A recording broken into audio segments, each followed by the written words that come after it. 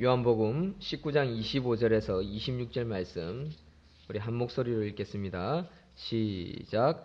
예수의 십자가 곁에는 그 어머니와 이모와 글로바의 아내 마리아와 막달라 마리아가 섰는지라.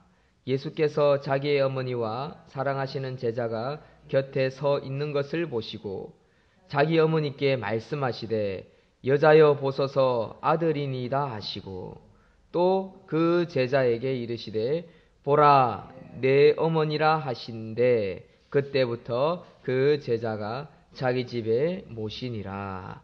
아멘.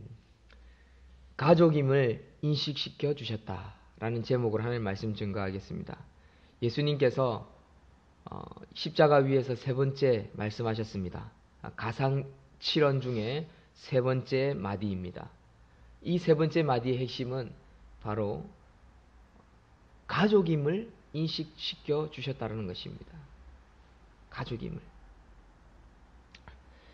마리아는 어떤 사람입니까? 사실 여자는요 많은 것을 인지하고 예감을 한다고 합니다. 주로 남자에 비해서. 특별히 마리아는 수많은 시련과 아픔과 고난을 예감을 했었습니다. 언제 예감을 했냐? 천사가 그에게 찾아왔을 때 이런 인사가 어찌함인고 라고 고백을 했었습니다. 기록되어 있는 말씀입니다. 마리아는 잉태하였을 때 천사가 가브리엘이 왔을 때 천사의 말을 듣고 깜짝 놀랐습니다. 너무나 놀랐습니다. 그리고 뱃속에 10달 동안 잉태하고 또 상고의 고통을 겪고 낳을 그 순간에 마리아는 많은 생각이 떠올랐을 것입니다. 특별히 이사야 말씀 7장 14절 말씀이 분명히 기억났을 것입니다. 그러므로 주께서 친히 징조로 너희에게 주실 것이라. 보라, 처녀가 잉태하여 아들을 낳을 것이요 그 이름을 임마누엘이라 하리라 라고 말씀하셨던 것을 마리아는 기억했을 것입니다. 이 말씀이 무슨 뜻인지 구약 성경을 달달달 외우는 사람들은 너무나 무서운 말씀이라는 사실을 다 아는 그런 말씀이라는 것입니다. 지금 상황이 어떤 상황입니까? 자기의 아들, 자기가 낳은 아들, 그 아들 예수 그리스도가 십자가에 못 박혀 피를 흘리고 있습니다. 큰 고통을 겪고 있습니다. 그런데 그 예수 그리스도의 십자가 옆에 그 어머니와 이모와 글로바의 아내 마리아와 그리고 막달라 마리아가 서 있습니다. 이런 상황은 어쩌면 마리아에게 완전히 생소한 것이 아니라 올 것이 왔구나 라는 그런 느낌으로 서 있었을 것이라 저는 생각이 됩니다. 그래서 마리아는 처음 아기를 가졌을 때 이런 인사가 어찌함인고 라고 고백했던 누가복음 1장의 말씀이 있었다는 것입니다. 마리아는 수많은 시련과 슬픔과 고난에 대해서 그는 아마 파노라마와 같이 영화 필름과 같이 쫙 흘러갔을 것입니다. 여관이 없어서 아기를 낳아야 하는데 상고의 고통은 시작되기 시작했고 또 누워야 할 여관은 없었습니다. 의사도 없었습니다. 그리고 산파도 없었습니다. 그리고 결국 말 구유에 아기를 낳아야 했던 그런 상황들이 지금 십자가 앞에서 생각이 났을 것입니다. 또한 아들은 모두 죽여라 라는 헤롯 대왕의 명령이 너무나 무서워서 덜덜덜 떨면서 숨어 있어야만 했었을 것입니다. 결국 낯선 이국 땅인 이집트로 피난을 가서 말도 통하지 않고 문화도 다르고 생각도 다른 그 사람들 사이에 섞여서 아이를 키워야만 했습니다. 베들레헴에 태어났지만 나사렛이라는 동네에 살 수밖에 없었던, 목수 생활을 할 수밖에 없었던, 그리고 그렇게 생계를 유지해야만 했던 그런 순간도 지금 십자가 앞에서 떠올랐을 것입니다. 그리고 그런 삶을 살다가 결국 아들 예수 그리스도를 십자가 형틀에 매달려 죽어가는 것을 쳐다만 보고 있어야 하는 그 마리아의 심정, 여러분 누가 헤아릴 수 있겠습니까? 사랑하는 성도 여러분, 이런 상황에서 그 마리아의 마음을 가장 이해하고 또 품고 또 그 노후를, 그 뒤를 걱정하는 한 사람이 있었는데, 그것은 바로 십자가 위에서의 아들 예수 그리스도였다는 것입니다. 근데 이 십자가 위에서의 예수 그리스도는요, 참 인간 아들 예수 그리스도의 모습인 동시에 또 죽어야만 하는, 고통을 짊어져야 하는 하나님 아들의 모습이 동시에 나타나 있습니다. 여자여 보소서 아들이니이다 라고 이야기합니다.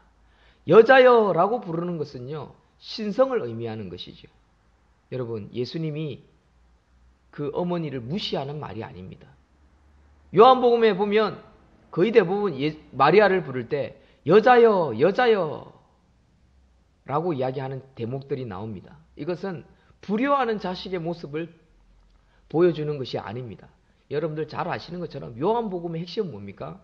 예수 그리스도는 하나님의 아들, 신성을 가진 자, 신이다 라는 것입니다. 그래서 요한복음이 보여주는 예수님의 모습은 하나님의 아들, 신이다 라는 것을 보여주기 위해서 그러한 대목들, 그러한 대사를 쓰시는 예수님을 적나라하게 그대로 표현하고 보여주고 있다는 것입니다. 그런데 이 십자가 위에서 예수님이 가실 때 그저 자신의 사역들만 생각하고 뒤돌아보지 않는, 가족을 돌아보지 않는, 상황들을 돌아보지 않는 무지막지한 아들의 모습이 아니라는 사실입니다. 십자가 위에서 예수님은 우리에게 보여주는 것이 있습니다. 바로 부모님의 노후와 부모님의 삶을 걱정하고 부모님을 챙기는 그 아들의 모습이라는 것입니다. 이 아들의 모습을 통하여서 우리에게 깨달음을 주시는 것이 있습니다. 그것은 뭐냐? 부모께 효도하라는 것입니다. 출애굽기 20장 12절 그리고 에베소서 6장 1절 3절에 동일한 말씀이 있지요. 신약 말씀과 구약 말씀에 똑같은 말씀을 하십니다. 자녀들아 너희 부모를 주 안에서 순종하라. 이것이 옳으니라. 네 아버지와 어머니를 공경하라. 이것이 약속 있는 첫 계명이니 이는 네가 잘되고 땅에서 장수하리라 라고 우리에게 축복의 말씀과 저주의 말씀을 동일하게 두시는 것을 우리는 보고 깨닫게 됩니다. 사랑하는 성도 여러분, 우리가 사역을 한다고 또 교회 일을 한다고 11조를 드렸다고 우리가 헌금을 드렸다고 건축 헌금을 냈다고 많이 냈다고 부모님을 섬기는 것을 경홀히 여기거나 하면 결국 그건 하나님의 뜻이 아니라는 것입니다. 예수님의 뜻이 아니라는 것입니다. 예수님은 십자가 위에서 너무나 고통스러운 가운데도 세 번째 중요한 말씀을 하신 것이 뭐냐면 가족을 챙기라는 것이었습니다. 가족을 챙기라. 보통 선교사로 떠나고 또 목회 사역을 한다고 하면서 가족을 챙기지 않는 경우가 있습니다. 그것은 예수님의 뜻이 아니라는 것을 우리는 다시 한번 깨달아야 한다는 것입니다. 예수님은 십자가 위에서 그 어머니를 챙겼습니다. 그 어머니의 인생 돌아보면 고통밖에 없는 인생이었습니다. 겨우 한 30년 아들이 크는 가운데 기쁨을 누렸을 것입니다. 젖을 먹고 생글생글 웃고 걷기 시작하고 옹알거리기 시작하고 말하기 시작하고 또 어린 시절을 보낼 뿐만 아니라 장성해 가는 가운데에 그 모습이 늠름해질 때 그 부모의 마음은 참으나 기뻤을 것인데, 그런데 죄인들이나 당하는 십자가의 고통을 짊어지고 있는 모습을 마지막에 봐야 하는 그 어머니의 모습을 볼 때 그 아들의 마음이 어떻겠습니까? 그런데 십자가 위에서의 예수님은 아들의 모습이 아니라 하나님의 아들로서의 모습이었다라는 사실입니다. 그럼에도 불구하고 그 가족을 챙기고 있는 세 번째 마디의 말씀. 그 제자들에게 이르시되 네 어머니라 네 어머니라 하신대. 그때부터 그 제자가 자기 집에 모시니라 라고 말씀했습니다. 사랑하는 성도 여러분,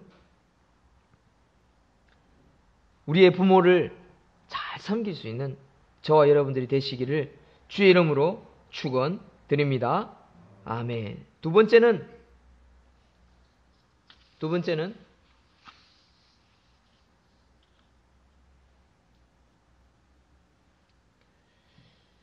우리 요한에 대해서 한번 살펴볼 수 있습니다. 제자들이 도망갔지요. 11제자가 도망갔습니다. 12번째 제자인 가룟 유다는요, 12번째는 아니지만 어쨌든 가룟 유다는 예수님을 판 자이고 완전히 숨어버렸습니다. 그리고 벌벌벌 떨고 있을 것입니다. 뿐만 아니라 모든 제자들이 다 도망갔습니다. 그런데 지금 십자가 앞에 유일하게 남아있는, 도망갔다가 돌아온 한 사람이 있습니다. 그 사람은 바로 사도 요한이었습니다. 사도 요한은 어떤 사람입니까? 요한복음을 썼습니다. 그리고 요한계시록을 썼습니다. 에베소 교회의 마지막까지 담임을 하였던 자입니다. 그리고 밤모섬으로 유배를 간 자입니다. 그 요한이 돌아와 주님 곁에 서 있습니다. 여러분, 이 요한에게 어머니를 맡기고 있다는 사실입니다. 이 요한에게 맡기고 있다는 것은 무엇입니까? 제자인데, 남인데, 그럼에도 불구하고 영적인 관계로 시작한 제자가 진짜 육신적인 관계의 가족으로 거듭나고 있다는 것, 그리고 그 책임을 맡기고 있다는 사실에 우리는 주목하여 말씀을 보아야 한다는 사실입니다. 사랑하는 성도 여러분, 생계 유지는요, 누가 해주는 겁니까? 가족이 해주는 거지요. 가족. 피가 섞인 가족. 그런데 사도 요한은 피가 섞인 가족이 아니었습니다. 그럼에도 불구하고 예수님은 그 사도 요한에게 말씀하십니다. 네 어머니라.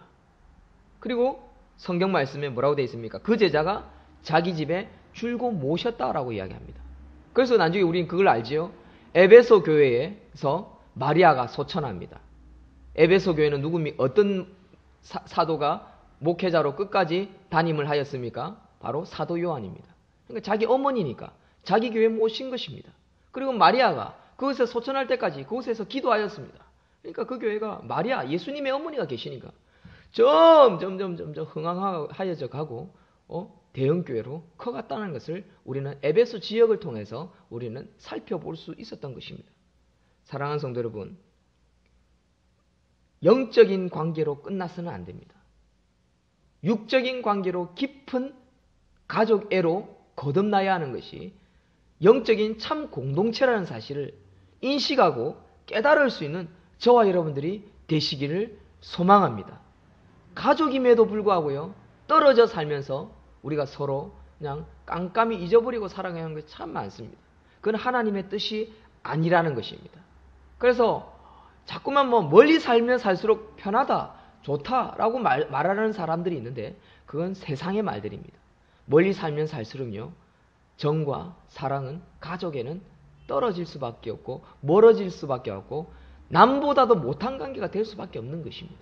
그러나 우리는 예수 그리스도의 십자가의 보혈로 자꾸만 기도하는 가운데 가까워지고 깨어지고 참고 인내하고 내 것을 줄 수 있는, 포기할 수 있는, 그리고 손해볼 수 있는 그런 관계가 되어야 가야 함을 인식할 수 있는, 믿을 수 있는, 또 그렇게 섬길 수 있는 저와 여러분들이 되시기를 주의 이름으로 축원드립니다. 그것이 예수님께서 우리에게 남겨주신 세 번째 말씀의 중요한 메시지라는 사실입니다. 사랑하는 성도 여러분, 우리가 부모를 섬기고 식구를 돌아보는 책임을 결코 소홀히 해서는 안 된다. 소홀히 해서는 안 된다. 이 사실을 기억하고 가족임을 인식하고 우리가 함께 서로 정말 진실된 모습으로 살아갈 수 있기를 소망합니다. 만약에 우리가 그렇게 하지 못했다라고 하면 우리가 회개하고 좀 더 나은 모습으로, 오늘부터는 좀 더 나은 모습으로 살기를 소망하고, 또 깨달았다면 또 용서를 빌 수 있는 저와 여러분들이 되었으면 좋겠고, 또 용서를 구한다면 또 그 용서를 받아줄 수 있는 너그러운 마음의 그리스도인들, 하나님의 백성, 예수 그리스도의 참 제자들이 될 수 있기를 주의 이름으로 축원드립니다. 마지막으로 몇 가지 살펴보고 싶은 말씀의 지식이 있습니다. 그것은 뭐냐? 오늘 세 번째 말씀은요, 시므온의 예언이 성취되었다라는 것입니다. 이 시므온은 누구냐면 예루살렘에 살고 있는 경건한 한 사람이었습니다. 그리고 이스라엘의 위로 메시아를 기다리고 있던 사람이었습니다. 그런데 마침 부모가 아기 예수 그리스도를 데려왔는데 그 아기 예수를 보자마자 품에 안고 찬송을 불렀습니다. 노래를 했습니다. 주제여 이제는 말씀하신 대로 종을 평안히 놓아 주시는도다. 그 뒤에 내가 늙어서 그 메시아를 보고 죽습니다. 라는 그런 고백을 하였습니다. 내 눈이 주의 구원을 보았사오니 이는 만민이 앞에 예비하신 것이요 이방을 비추는 빛이요 주의 백성 이스라엘의 영광이니이다 라고 시므온이 고백했습니다. 그리고 나중에 시몬이 뭐라고 고백했냐면 보라 이 아이는 이스라엘 중에 많은 사람의 패하고 흥함을 위하여 비방을 받는 표적이 되기 위하여 세움을 입었고 또 칼이 네 마음을 찌르는 듯 하리라. 이는 여러 사람의 마음의 생각을 드러내려 함이라 라고 예언을 누가복음 2장에 한 것을 봅니다. 그 예언이 이 십자가 위에서 그대로 이루어졌다는 사실입니다. 사랑하는 성도 여러분, 오늘 말씀을 기억하면서 함께 기도하겠습니다. 때로는 우리가 제자들하고 똑같이 예수님이 말씀하신 대로 오늘 밤 너희가 다 나를 인하여 실족하고 도망가리라 라고 하신 대로 우리는 도망가고 실족하고 예수님을 십자가에 2번 못 박히는 그런 어리석은 삶을 살 때가 있습니다. 그렇다면 우리가 이 시간에 다시 한번 인지합시다. 예수님 죄송합니다. 내 잘못입니다. 나의 부족함입니다. 내가 기도가 부족해서 그렇고 내가 말씀에 순종하지 못해서 그렇습니다. 내가 좀 더 거듭나고 내가 좀 더 말씀대로 순종해야 되는데 그렇지 못해서 그렇습니다.